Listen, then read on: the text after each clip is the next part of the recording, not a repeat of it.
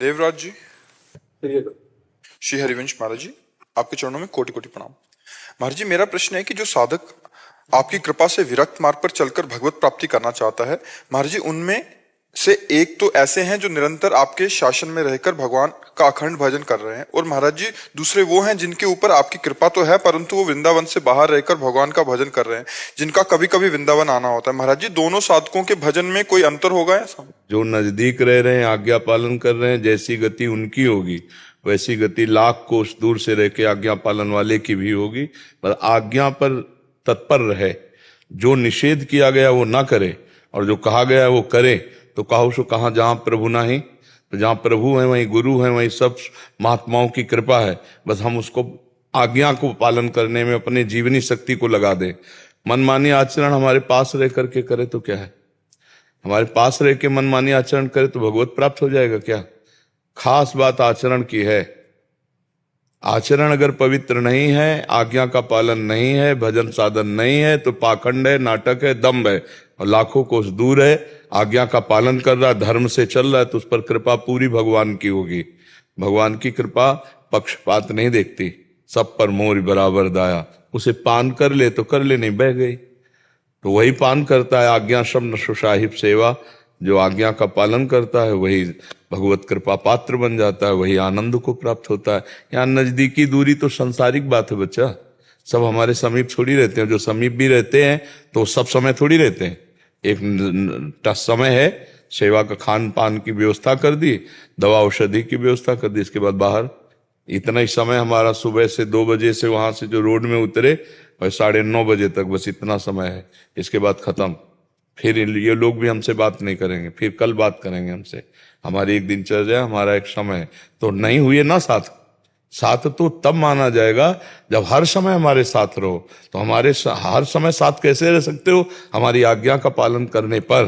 तो आप देखोगे आपके खोपड़ी में ही वो बैठे रहेंगे जिनका साथ आप करना चाहते हैं।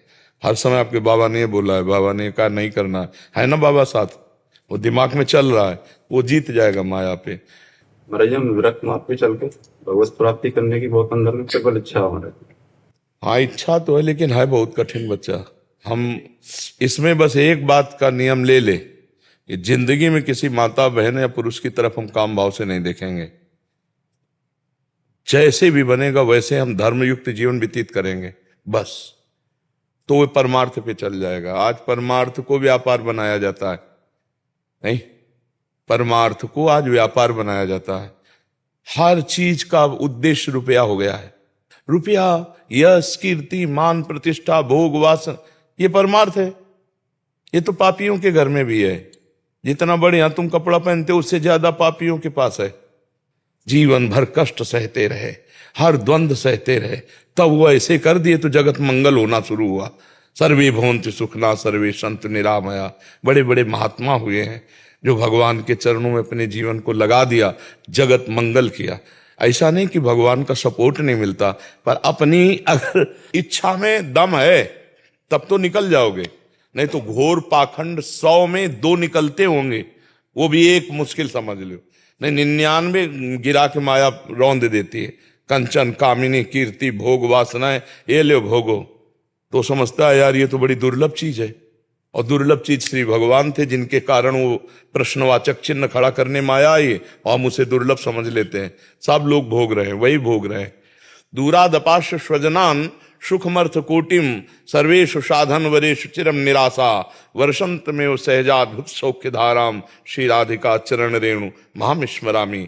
अपने पारिवारिक जनों के सुखों का त्याग करके, रुपये के द्वारा प्राप्त होने वाले समस्त भोगों का त्याग करके, साधना के द्वारा प्राप्त होने वाले सुखों का त्याग करके, हे महारानी जो मैं केवल आपकी शरण में हूं, वर्षंत में सहजाद्भुत सौख्य धाराम, तब उसके ऊपर प्रेम की रस की वर्षा होती है।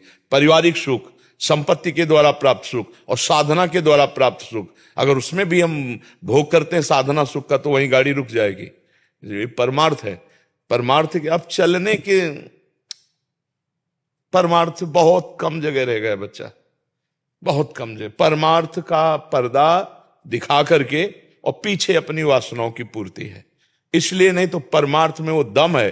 सत्तरति सत्तरति सा लोकांतरयति, वो स्वयं तर जाए, लाखों करोड़ों अरबों को तार दे भगवान के भक्त में। मम भक्ति युक्तो भुवनम पुनाथ। आज प्रवचन सीखे जा रहे हैं केवल इस बात के लिए, जगत मंगल के लिए नहीं, कि हम भगवान का यश गान करके भगवान की भक्ति से स्वयं पूर्ण होंगे और सबको पूर्ण, ऐसा नहीं, अर्थ के लिए सीखे जाते हैं। ये परमार्थ का स्वरूप नहीं है। ऐसे ही भेष धारण करके और अपनी वासनाओं की पूर्ति के दूसरे खेल होने लगते हैं। भगवान की प्राप्ति का जो मार्ग है, जो शुद्ध भगवान की प्राप्ति का मार्ग है, वो पैसे से नहीं होता। इतनी बात समझ लो। पैसे से भगवान के मार्ग में नहीं चला जा सकता, भगवान को नहीं खरीदा जा सकता, और जो पैसे से होता है वो मायाकृत ही होता है। भगवान के लिए तो आप केवल चाहिए। भगवान ने पूरी गीता जी में पैसा देने की बात कहीं कही हो तो बताओ। जहां बात कहते हैं, बोले मय्येव मन आधत्स्व मयि बुद्धिम निवेशय मय्येव अत ऊर्ध्वम न संशयः। मेरे में मन लगा दे, एक पैसा की जरूरत नहीं, मेरे में बुद्धि को समर्पित कर दे। मन मना भव मद भक्तो माद्यादि माम नमस्कुरु। अभी परमानंद की बाढ़ आ जाए, जो सब कामनाओं का त्याग कर एक लक्ष्य भगवान का रख ले, बस विरक्त बनने की ना सोचे। अगर सोचे तो ये सोच ले कि जिंदगी में भी हम हर कष्ट सहेंगे, पर कभी गलत आचरण अपने परमार्थ के विरुद्ध नहीं करेंगे।